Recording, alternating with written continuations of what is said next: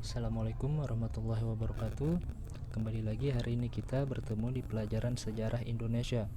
Nah, kalau pada materi yang sebelumnya kita sudah membahas tentang perjuangan menghadapi ancaman disintegrasi bangsa.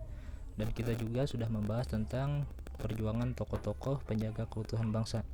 Nah, jadi hari ini kita akan membahas materi yang selanjutnya di bab 2, yaitu tentang kehidupan politik dan ekonomi Indonesia pada masa awal kemerdekaan, masa demokrasi liberal dan masa demokrasi terpimpin.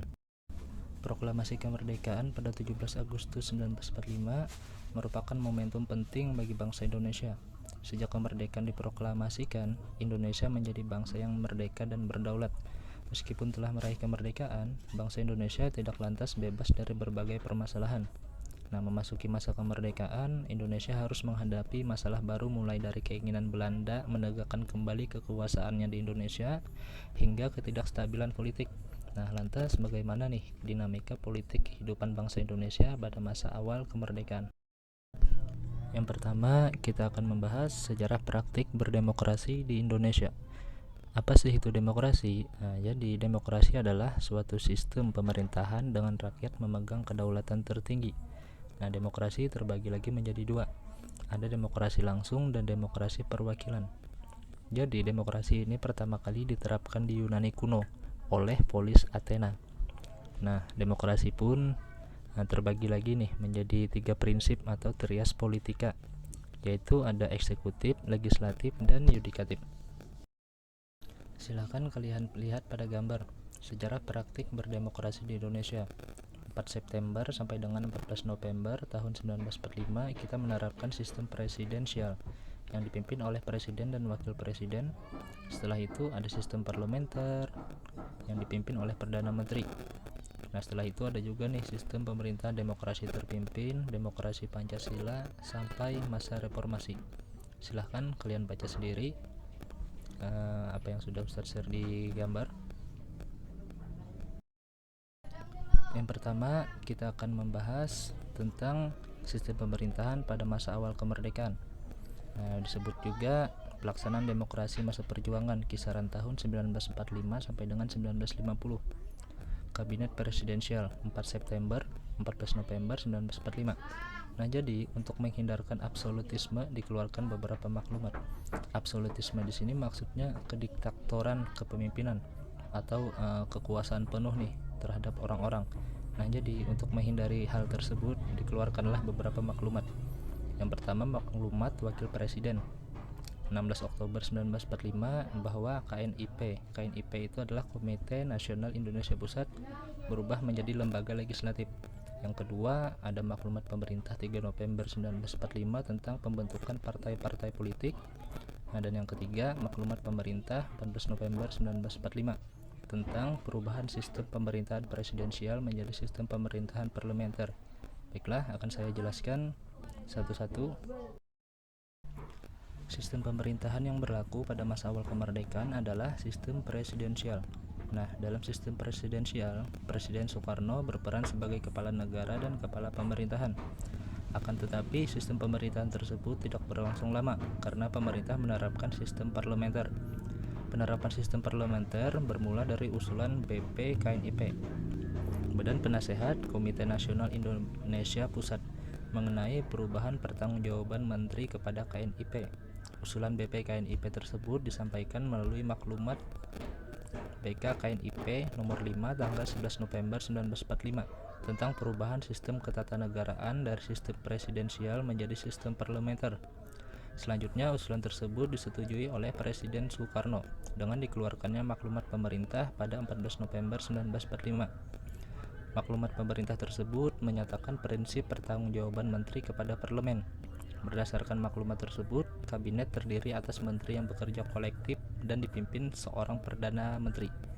Perdana menteri ditunjuk oleh kepala negara. Nah, format itu pun disetujui oleh Presiden Soekarno pada saat itu. Sistem parlementer mulai berlaku pada 14 November 1945 ketika pemerintah membentuk kabinet baru dengan Sultan Syahrir sebagai perdana menteri. Jadi Sultan Syahrir ini perdana menteri pertama kali di Indonesia. Pemerintahan yang dipimpin oleh Sultan Syahrir tersebut dikenal dengan Kabinet Syahrir I. Nah, pada tanggal 23 Februari 1946, Sultan Syahrir menyerahkan mandatnya kepada Presiden Soekarno. Penyerahan mandat Kabinet Syahrir I terjadi karena kabinet ini tidak memiliki mayoritas suara di parlemen sehingga tidak mendapatkan dukungan kuat. Dan pada saat itu selanjutnya pada 14 Januari 1946 pemerintah memindahkan ibu kota negara dari Jakarta ke Yogyakarta. Berikut adalah beberapa kabinet nih yang terjadi pada masa pemerintahan parlementer. Ada kabinet Syahrir I, Syahrir II, Syahrir III, ada kabinet Amir Syarifuddin I, Syarifuddin II, ada juga kabinet Hatta I dan kabinet Hatta II.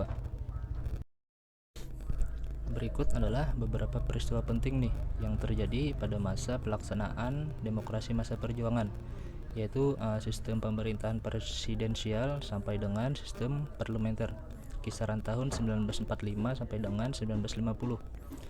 Beberapa peristiwa tersebut yaitu yang pertama, kondisi politik ketika itu masih berada dalam bayang-bayang ancaman perang dan konflik di dalam negeri.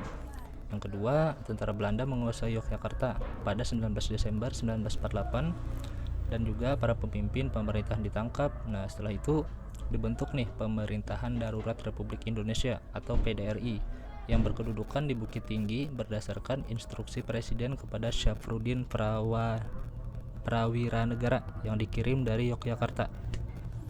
Nah, pada 20 Desember 1949 sampai dengan 21 Januari 1950 dibentuk Kabinet ke-9 yang dipimpin oleh Mr. Susanto Tirto Projo. Nah, kabinet ini sering juga disebut sebagai Kabinet Peralihan.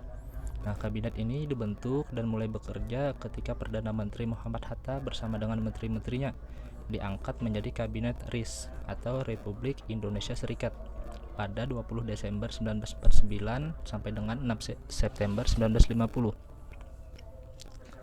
Jadi setelah kita mempelajari sistem demokrasi parlementer yang berlangsung di Indonesia pada tahun 1950-an, apa nih yang dapat kita petik, yaitu dapat memberikan pembelajaran pada kita tentang bagaimana bangsa Indonesia belajar berdemokrasi pada masa awalnya.